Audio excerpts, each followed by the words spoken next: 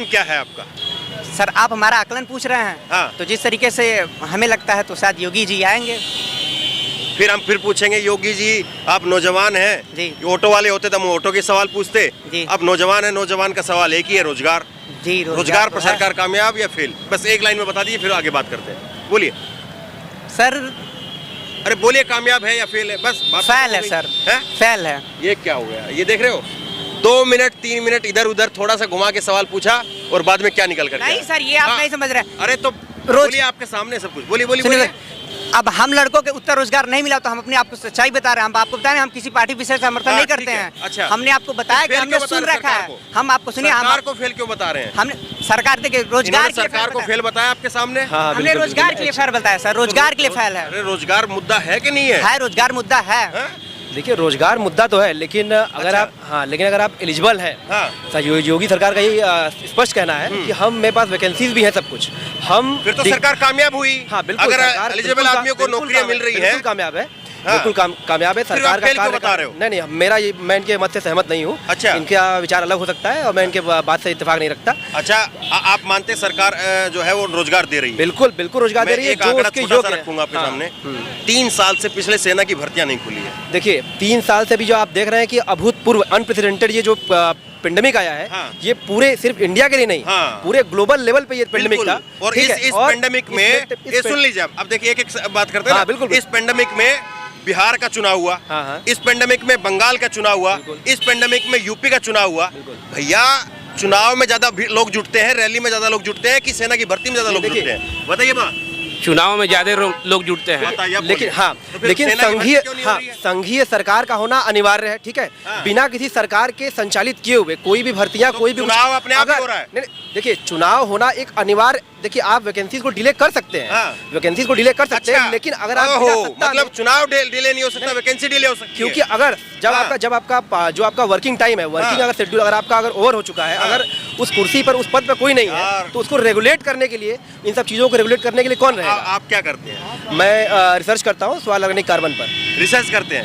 तो आपकी रिसर्च में मतलब कि चुनाव नहीं टलने चाहिए, रोजगार टल सकता है। नहीं, और एक 3 साल तक टल जाए तब भी दिक्कत नहीं है। आप गलत बोल रहे हैं, क्यों? आपने रोजगार सिर्फ और सिर्फ ये जो भर्तियां, आपने जो सैन्य भर्तियां बोली हैं, सिर्फ वही एकमात्र रोजगार का साधन नहीं है। आप अन्य क्षेत्रों में बड़ा रोजगार का साधन है। एक मिनट रुकिए, गाँव देहात का आदमी सेना की भर्ती पे डिपेंड रहता है कि नहीं रहता है? बहुत ज्यादा डिपेंड रहता है सर। सेना का भर्ती एकमात्र जरिया होता है देहात और के लिए, जवान के लिए। फिजिकल की तैयारी करता है। जी हाँ सर, गलत तो नहीं कह रहा मैं? सही बोल रहे हैं। फिर नहीं, देखिए इन्होंने क्या कहा कि सेना की भर्ती एकमात्र जरिया है रोजगार का। आप बताइए क्या सेना की भर्ती एकमात्र जरिया है रोजगार का? अरे आप बताइए, गाँव के लोगों के लिए बहुत बड़ा जरिया है। एकमात्र जरिया है, एकमात्र जरिया है नहीं, बहुत बड़ा जरिया है, बहुत बड़ा जरिया है, एकमात्र जरिया आप उसको नहीं कर सकते। फिर सरकार को कामयाब भी मान रहे हैं? देखिए सरकार सिर्फ एक रोजगार के मुद्दे, नहीं रोजगार के मुद्दे पे पिछले 50 साल में रिसर्च कर रहे हैं ना, जाकर के डाटा चेक करिए। सरकार का आंकड़ा है पिछले 45 साल में सबसे ज्यादा बेरोजगारी इस वक्त में है। तो पिछले 45 साल में इतनी बड़ी अनप्रेसिडेंटेड पेंडेमिक भी नहीं आया था, सुनिए। पिछले 45 साल में भी नहीं है। सुनिए ये आंकड़ा, ये बेरोजगारी 3 साल की नहीं है, 45 साल की है। तो 45 साल की तो आप 45 साल का आंकड़े को जज इससे सिर्फ 3 साल के बेसिस पे आप क्यों कर रहे हैं? अभी आपने खुद कहा। अभी रुकिए, पॉइंट चलेंगे। मैं एक पॉइंट रखता हूँ, फिर आप रखिए। एक बात बताइए, अगर 2014 में सरकार बनी, 2014 से और ये कोरोना आया 2020 में, कितने साल हुए? 19 लास्ट एंडिंग में। हाँ चलिए 19। वैसे यहाँ पे जो लॉकडाउन लगा है, कब लगा मालूम आपको? 20 में। कब लगा है? 20 में लगा है ना। फिर 19 क्यों मान रहे हो? कोरोना के आने की मैं बात कर रहा हूँ, लॉकडाउन की बात नहीं। अरे तो साहब लॉकडाउन लगा तो उससे पहले मतलब गतिविधियां हो रही थी ना। बिल्कुल। फिर अरे सरकार में इतनी भर्ती मत हुई है। मैं ये पूछ रहा हूँ 6 साल में कितने रोजगार दिए सरकार ने? अब आप देखिए, अभी आप 6 साल पे आ गए। अभी आप जब 45 ईयर्स की बात कर रहे थे, 45 ईयर्स 3 साल में एकदम से बेरोजगार नहीं हो गए लोग। 45 ईयर के अनसक्सेस को 3 ईयर्स मैं ये कह रहा हूँ कि 3 साल में एकदम से बेरोजगारी नहीं हुई है, ये बेरोजगारी लगातार बढ़ रही थी। तो फिर वही बात मैं भी कर रहा हूँ ना, 3 साल में एकदम। अभी आपने कहा 6 साल में कितना रोजगार? प्रश्न पूछ रहे हैं तो जवाब भी लीजिए। अभी आपने पूछा कि सिर्फ 3 साल में बेरोजगारी नहीं हुई है, ठीक है। आपने बोला पहले चला रहा है, तो फिर आप मात्र योगी जी की सरकार को इसका दोषी क्यों मान रहे हैं? ये बताइए। फिर आप योगी जी की वर्तमान सरकार को फिर आप मात्र दोषी क्यों मान रहे हैं? अभी आपने खुद कहा कि ये मात्र 3 साल में ये बेरोजगारी नहीं आई है। पिछले कई सालों से इसका धीरे धीरे अभी आपने 6 साल में कितना रोजगार हुआ? नहीं, अभी आपने बात कहा, अभी आपने बात कहा 3 साल में नहीं, मत पूछिए, 3 साल में नहीं, जो प्रश्न मैं कह पूछा रहा हूँ उसका 6 जवाब साल में आपकी मोदी सरकार जब से है तब से पूछा मैंने। देखिए, आपने जो प्रश्न पूछा उसका जवाब दीजिए पूरा। एक सवाल आपने कहा 45 साल की बात। एक सवाल पूछता हूँ। अरे एक सवाल, क्या नाम आपका? जयेश नाम है हमारा। जयेश, मैं पूछता हूँ, आप क्या चाहते हो? सरकारें बीजेपी हो, कांग्रेस हो, सपा हो, बसपा हो, टीएमसी हो, केजरीवाल की हो, आप क्या चाहते हो? लोग जो है वो रोजगार के मुद्दे पर उनको फ्री हैंड दे दें क्या? हम तुम्हारे भक्त हैं और रोजगार के मुद्दे पर हम तुम्हारे चुप है। आप ये बताओ, सरकारों की चमड़ी मोटी होती है कि नहीं होती है? देखिए, चमड़ी ये कोई एक मतलब ये हमारा कमेंट करना और आपका कमेंट करना ये लाजमी नहीं है। ये देखिए यार, हम लोग जनता में खड़े हैं। जनता में भी खड़ा। ये बताओ भाई, मैं आप किसी भी पार्टी को, पार्टी विशेष को उसके पार्टी के नाम से आप जज नहीं कर सकते, उसके काम से आप जज कर सकते हैं। अगर आप अभी काम के बेसिस से बात कर रहे थे मुझसे, मैंने आपसे आपने खुद कहा था, फिर आपने कंट्रोवर्शियल स्टेटमेंट दिया खुद। लोगों ने 45 ईयर्स के बारे में यहाँ पे खत्म करेंगे उसको और लंबा। आपने जो है मेरे तर्कों को भी सुना और ये भाई साहब जयेश, हाँ जयेश भाई को भी सुना है। एक नया जो है वो विचारधारा, एक नया समर्थन जो है वो तैयार हुआ है पिछले कुछ सालों में। और एक मिनट जब समाप्त करेंगे, और वो ये है कि लोग रोजगार, महंगाई, जो कि बिल्कुल डायरेक्ट हिट करने वाले जो मुद्दे होते हैं, उस पर भी अगर डिफेंड करने लग गए हैं तो फिर शायद जो है वो सरकारों के लिए आसानी हो जाती है वो छुपने के लिए। सरकारें किसी की भी हों, वो छुपना ही चाहती हैं। सरकारें जब विपक्ष में होती हैं तो तमाम सरकारें जो है वो बड़े बड़े दावे करती है, बड़े बड़े जो है जुमले करती है, लेकिन जब सत्ता में आ जाती है, जब छुपना ही चाहती है। और जब इस तरह का समर्थन मिलेगा फिर ज़्यादा क्या कहें। ठीक है, हाँ, तो क्या नाम हुआ आपका? ब्रिजेश सिंह नाम है। ब्रिजेश, क्या देख रहे हैं युवा इस बार क्या सोच रहा है? इस बार देखिए, युवा जो है अभी कुछ कहा नहीं जा सकता है। कहने का मतलब है कि दोनों 50-50 में चल रहे हैं। कुछ जो है कि 50% आप जो है कि सपा को ले सकते हैं, आप 50% कह सकते हैं तो जो है बीजेपी को ले सकते हैं आप। तो आपको लग रहा है कि बराबर का मामला चल रहा है? हाँ, टक्कर की लड़ाई है पूरी। लेकिन ये तो वाराणसी है, नरेंद्र मोदी का संसदीय क्षेत्र है, 2 बार के सांसद है वो, तो यहाँ तो ज्यादा प्रभाव होना चाहिए। यहाँ तो मतलब उनको बीजेपी का ही प्रभाव पड़ेगा। अच्छा, तो बाकी ओवरऑल चुनाव की आप बात कर रहे हैं? देखिए, आप देखिए, आप पूरा टोटल जो चुनाव है, आप उसमें जो है सर्वे, आप लोग सर्वे भी किए होंगे। सर्वे के चाहे ऑनलाइन सर्वे हो चाहे ऑफलाइन सर्वे हो, ज़्यादातर जो है कि सपा का ही मुझे जहाँ पता चल रहा है। आप क्या देख रहे हैं? तो सबसे बड़ी चीज़ धर्मेंद्र जी, आपका बहुत बहुत धन्यवाद। अच्छा। मैं आपको काफ़ी दिनों से फॉलो कर रहा हूँ। आपका जो चैनल है, आप एकदम मतलब पूरी सच्चाई को, जमीनी सच्चाई जो आप उसको सामने रखते हैं शीशे की तरह। जानते हैं आप? हाँ, देखता हूँ मैं आपके चैनल को जो है। Thank you. आप एकदम जो भी जमीनी सच्चाई है समाज की या सरकारों की, आप एकदम बेबाक उसको जनता के सामने रखने का काम करते हैं। इसके लिए आपका बहुत बहुत धन्यवाद। आप जैसे पत्रकार हैं, मैं तो सर यही देख रहा हूँ कि अब ये चाहे बेरोजगारी कह लीजिए, चाहे सरकारी सिस्टम कह लीजिए, चाहे कुछ भी कह लीजिए, परेशान है युवा तो परेशान है। युवा क्यों परेशान है? परेशान हुआ है क्यों? सर, मैं आपसे कहना चाहती हूँ, किसी भी वैकेंसी को लेकर के आप कोई भी 4.5 साल बीत गया है, हम लोग भी पढ़ते हैं, मगर ये कोई वैकेंसी आया नहीं है। कोई वैकेंसी मतलब आया ही नहीं 4.5 साल, युवा इसलिए परेशान है। आप क्या कर? एक मिनट रुकिएगा, जयेश भाई, आपको दिख रहा है लोगों की समस्या क्या है? हाँ, दिख रहा है आपको? हाँ, पर्टिकुलर किस वैकेंसी?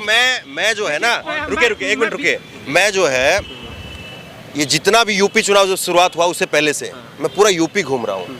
और ये जो लड़के लोग हैं ना, ये जो मोहब्बत है, मैं देखो इनको जानता नहीं, ये मेरे को जानते हैं, ये मैं इनको जानता नहीं, ये जानते हैं, क्योंकि मैं लोगों की बात कर रहा हूँ। और लोग ये कह रहे हैं भैया बेरोजगारी बेइंतहा है, चरम सीमा पर है। और आप जैसे लोग अगर डिफेंड करते रहेंगे ना, तो सरकार के लिए तो और आसान हो गया। मैं सरकार जो यूपीएससी में वैकेंसी पहले 1000 पोस्ट की आती थी, अब वो 600 और 550 के आसपास हो गई है। और दूसरी चीज़ की जो रेलवे की वैकेंसी में जो उसका क्या हुआ है कि उसका एक बड़ा ग्रामीण क्षेत्र के जो रूरल एरियाज़ के लड़के आते हैं, जो रेलवे की तैयारी करते हैं, उसका प्राइवेटाइजेशन किया गया, तो जिससे बहुत सारे जो पुअर वर्ग और जो मिडिल क्लास के वर्ग हैं, जो रूरल एरियाज की तैयारी करते हैं, वो सब उस वैकेंसी से कट गए। दूसरी चीज़ है कि योगी सरकार और सपा सरकार, इस दो जो गवर्नमेंट है, मेन स्ट्रीम की जो पॉलिटिकल पार्टीज़ है, इन दोनों में अपनी कुछ समस्याएं हैं। ठीक है, ऐसा नहीं है कि दोनों परफेक्ट है, लेकिन मैं ये कहना चाहता हूँ कि इन दोनों के अलावा यूपी के यूथ को और दूसरा ऑप्शनल विकल्प चुनना चाहिए। ठीक है, क्योंकि अगर समाजवादी पार्टी की आप एनालिसिस करिए तो समाजवादी पार्टी का जो लीडर है, अखिलेश यादव जो लीडर है, वो अच्छा लीडर है, युवा है, यूथ है और काम भी अच्छी भावना से करना चाहते हैं। बट क्या है कि उनकी पॉलिटिकल जो पार्टी के अंतर्गत, ठीक है, उसमें ऐसे जो उन मंत्री हैं, ऐसे उनका संगठन है जो उसको कमज़ोर करता है, तो वो परफेक्ट नहीं वो सेटअप हो पाते हैं। दूसरा चीज़ की जो सोसाइटी के बड़ा तबका कास्टिज्म का ये जो सबसे चरम पर चल जाता है, ठीक है, और जिसे लॉ एंड ऑर्डर जो है वो सही से बैलेंस नहीं हो पाता है उत्तर प्रदेश में। दूसरी चीज़, और योगी सरकार का हम अगर एनालिसिस करते हैं तो योगी सरकार में दिक्कत ये है कि हम ज़्यादातर जो हिंदू या फिर जो हिंदुइज्म का जो एक जो चरम सीमा पर देखते हैं, तो इससे क्या होता है कि लीगल रेशनल हम लोग के सोचने का जो सोचने का एक थिंकिंग होता है वो घटता है। और यूथ के लिए सबसे बड़ी समस्या ये है कि हम कास्टिज्म को क्यों, जैसे रजनी कोठारी ने एक बात कही थी कि भारत में जाति यथार्थ है लेकिन जातिवाद को पॉलिटिसाइज किया गया है, राजनीतिकरण किया गया है। तो हम जितने भी ब्राह्मण, ठाकुर, यादव, इन सब चीज़ों में जब उलझे रहते हैं तो हमारा जीवन स्तर और नीचे जाता है, ठीक है। हमारे सेंट्रल यूनिवर्सिटीज़, क्या नाम हुआ? मेरा नाम आलोक पांडे है, मैं सोशल साइंस फैकल्टी। देखिए ये अलग अलग लोगों की सोच है। जयेश भाई की सोच आपने सुनी, इसके बाद में आलोक है, इनकी सोच है। ये अखिलेश यादव की तरफदारी कर रहे हैं लेकिन साथ ही साथ उनकी टांग भी खींच रहे हैं। ये कह रहे हैं कि वो कास्टिज्म, लॉ एंड ऑर्डर, उन चीज़ों पर भी देखना पड़ेगा और ये योगी सरकार की जहाँ पर जो है टांग खींचने की ज़रूरत है वहाँ पर भी टांग खींच रहे हैं। अच्छा, आप कुछ कह रहे थे, बोलिए। मैं ये कह रहा था कि जैसे 2018 में आरआरबी की एनटीपीसी की जो भर्तियाँ आई थी अभी तक क्लियर नहीं हुई है, अभी तक क्लियर नहीं हुई है। सरकार, हम सोच रहे हैं कि रोजगार पर थोड़ा ज़्यादा ध्यान दे, शिक्षा पर ज़्यादा ध्यान दे। जो हिंदू और मुस्लिम के बीच में जो खाइयाँ बरत रही हैं, हम लोग को ये नहीं चाहिए। हम लोग को हिंदुस्तान, हिंदू है। हाँ बिल्कुल हिंदू है, बिल्कुल। यह नहीं है, मैं किसी से मैं किसी, ये भी आलोक पांडे हैं, ये बात कह रहे हैं। ऐसा नहीं कोई मुस्लिम है वो ऊब गया है इसलिए वो इस बात को, हिंदू मुस्लिम नहीं, हमको हमारा देश ऐसा होना चाहिए, हमारा एजुकेशन होना चाहिए। हमारे देश को मतलब एजुकेशन को हाई लेवल पे लेकर। क्यों ऐसा मानते हैं आप हिंदू मुस्लिम हो गया है? सरकार तो सबका साथ सबका विकास कर रही है। कहने की ये राजनीति मुद्दा है। ये सब इलेक्शन आता है भैया, नहीं इलेक्शन आता है ना, तो इलेक्शन में हिंदू मुस्लिम होता है ना। मैं बता रहा हूँ कि मेरा भाई जो है, चचेरा भाई, हम मुस्लिम है, वो बिहार से आया मेरे पास रहने के लिए। इंसानियत तो होनी चाहिए, एक कृष्णा नहीं है, कृष्णा गेस्ट हाउस है, वहाँ मुस्लिम का अलाउ नहीं किया गया है। ये किस बात का नहीं किया गया है? आपके भाई को अलाउ नहीं, वहाँ आधार कार्ड पैसा ले लिया, जब उसका आधार कार्ड देखता है कि नाम मुस्लिम है, उसको रहने नहीं दिया, उसका पैसा वापस करके निकाल दिया उसको, यहाँ तक कि उसको बेड भी दे दिया गया था। इनके इस बात को जो अभी इन्होंने कहा है कि मुस्लिम, तो इसमें किसी सरकार को आप दोषी नहीं ठहरा सकते। आपने उसके खिलाफ क्या एक्शन लिया? आपने उसके खिलाफ क्या एक्शन लिया? एक मिनट रुकिए, आपको ये पूरा जयेश भाई, एक मिनट, मेरे पास काउंटर है। हाँ, बताइए। आप कह रहे हैं सरकार को दोषी नहीं ठहरा सकते। रॉबर्ट्सगंज यहाँ से ज्यादा दूर है? एक मिनट रुकिए, रॉबर्ट्सगंज ज्यादा दूर नहीं है? ज्यादा दूर नहीं है ना? वहाँ के बीजेपी के प्रत्याशी ने क्या कहा मालूम है आपको?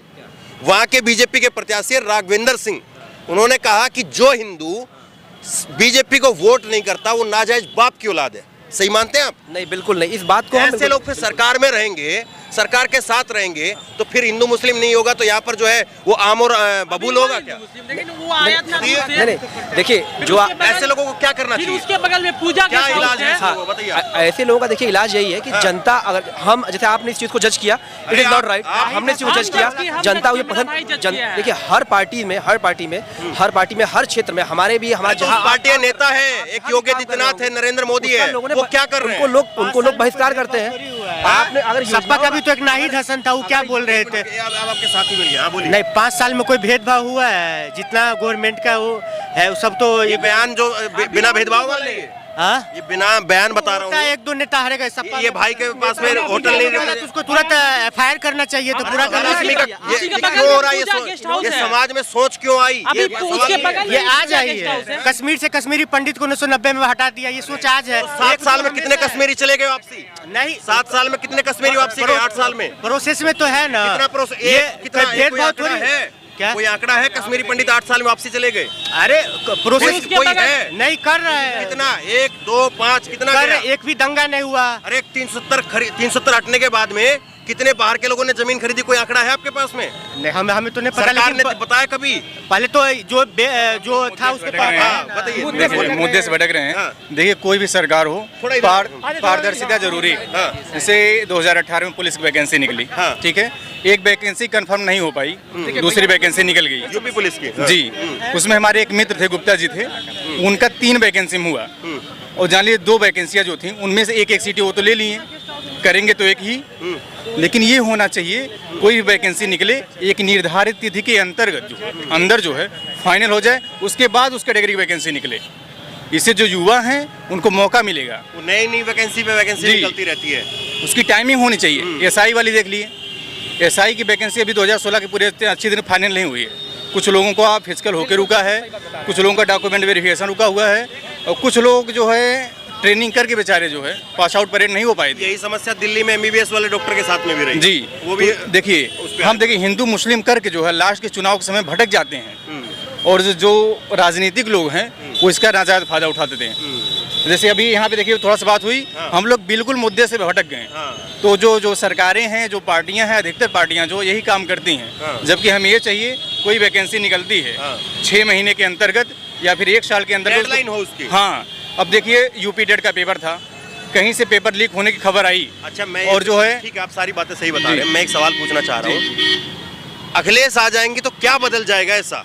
जी, हम देखिए, हम किसी पार्टी की बात नहीं की है, हम व्यवस्था की बात किए हैं। तो आपको लग रहा है कि व्यवस्था बदल सकती है? जी, बदल सकती है या नहीं बदल सकती, लेकिन बदलनी चाहिए, ये बदलनी चाहिए। अगर अखिलेश सरकार अगर आ जाएगी तो ये घुसखोरी जो हो रही है, घुसखोरी फिर नहीं होगी। अभी जो घुसखोरी जो होती है, जो मतलब लेखपाल, जो अभी देख ले लेखपाल की वैकेंसी देख रहे हैं, और आरओ देख रहे हैं ना, आरओ यूपी SSC की 2018 की वैकेंसी थी, रे एग्जाम अभी तक क्यों नहीं हुआ? होना चाहिए ना, होना चाहिए, क्यों नहीं हुआ अभी तक आरओ एग्जाम जो यूपी SSC की जो मतलब रिजल्ट थी अभी तक क्यों नहीं? उसको धरना दे रहे थे, उनको नहीं मिला। अभी तक रिजल्ट ज्वाइंट लेटर के लिए वीडियो वाले धरना दे रहे थे, लेकिन एग्जाम कैंसिल करा दिया गया। सरकार रही तो अखिलेश की सरकार रही। अगर सबसे बेस्ट, जैसे ये कह रहे हैं कि मतलब कोई जाति विशेष पर नहीं आता था ना, अभी लेखपाल की भर्ती निकली थी, इसके पहले 2 साल पहले निकली थी। लेखपाल में तो दुर्गेश जो भाग भी गए थे, कुछ ऐसा भी एक विज्ञापन हाँ, विज्ञापन भी जारी किए थे सरकारी रिजल्ट पर। फिर वो दुर्गेश जो फरार, उसमें ओबीसी कास्ट का एक भी सीट था ही नहीं। क्या ओबीसी कास्ट में सबसे ज्यादा 85% लोग हैं, वो सब बच्चे नहीं हैं उनके? तो चलिए, ये एक अच्छी बहस है, और कम से कम जो राजनीतिक पार्टियां हैं उनको आना चाहिए, BHU जैसी यूनिवर्सिटियों के अंदर आना चाहिए, इन छात्रों के बीच में आना चाहिए और बताना चाहिए कि उनका मॉडल क्या है। और अगर वो आएंगे, मान लीजिए कि अखिलेश यादव अगर वो आते हैं, तो वो जुमला नहीं करेंगे, इसकी गारंटी क्या है? लोगों को समझाना चाहिए। लेकिन चुनाव का बिल्कुल आखिरी वक्त है, और अब महज जो है 24 घंटे से भी कम का वक्त रह गया है, जब उत्तर प्रदेश के अंदर उत्तर प्रदेश की जनता अपना पूरा मत EVM के अंदर कैद कर चुकी होगी। नई सरकार के लिए जो है लोगों ने वोट कर दिया होगा। अब नई सरकार किसकी आएंगी, अखिलेश की आएगी, योगी की आएंगी, मिलीजुली सरकार बनेगी, समय बताएगा। लेकिन रोजगार इस बार युवाओं के लिए बड़ा मुद्दा है, और बिना शक एक बड़ा मुद्दा है। सरकारें इस पर जितना आंख मूंदने का काम कर रही है, वो अपना ही नुकसान कर रही है। दूसरी बड़ी बात यह है कि अगर किसी को लगता है, चाहे वो अखिलेश यादव हो, चाहे प्रियंका गांधी हो, या और कोई नेता हो, अगर उनको लगता है कि वो भी इन छात्रों को लॉलीपॉप दे करके इनका वोट हथिया सकते हैं, तो वो अगर एक बार तो वोट जरूर हथिया लेंगे, लेकिन 24 का इलेक्शन फिर बिल्कुल पास में है। तो सरकारों के लिए ये 2022 से 2024 का जो समय होगा, जो भी सरकार बनेगी, मान लीजिए योगी की ही सरकार बनती है, तो रोजगार के मुद्दे पर काम करना पड़ेगा, वरना 24 का चुनाव जो है उसमें ये रोजगार का मुद्दा एक ऐसा उफान पर आएगा जो अभी तक दबा हुआ महसूस कर रहे थे, लेकिन धीरे धीरे ये चुनाव मुद्दा जो है वो बहुत बड़ा बन चुका है। लेकिन ये अच्छा है कि रोजगार पर बात हो रही है। तो बहरहाल इस वीडियो को ज़्यादा से ज़्यादा शेयर करिए, और इसी तरह तमाम खबरों के लिए ऑनलाइन न्यूज़ इंडेक्स सब्सक्राइब करिए। धन्यवाद। इस खबर को अभी लाइक करें, शेयर करें, अभी चैनल को सब्सक्राइब करें और घंटी जरूर दबाएं।